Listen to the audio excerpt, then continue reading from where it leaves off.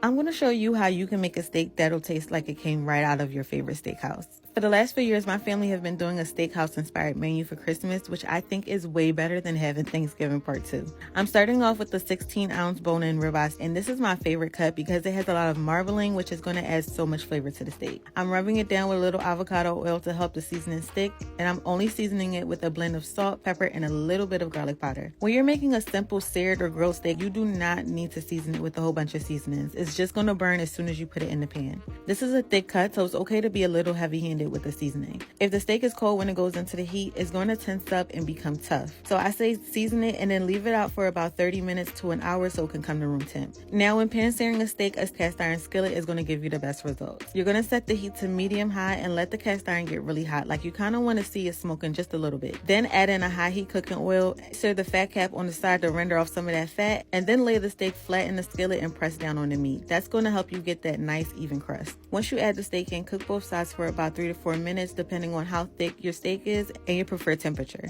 Once you add the steak in, don't move it, don't flip it, just let it sear.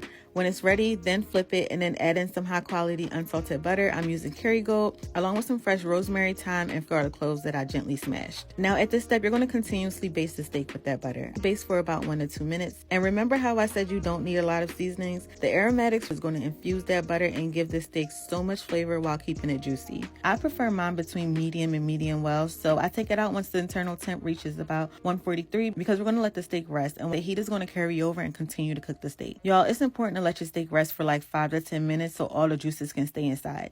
If you cut it right away, the steak is going to dry out a lot quicker. And always remember to cut your steak against the grain. That's going to give you the most tender bite. When you taste your steak, it's going to taste so juicy, so tender, and super flavorful. Save your money and make you a nice steak right at home.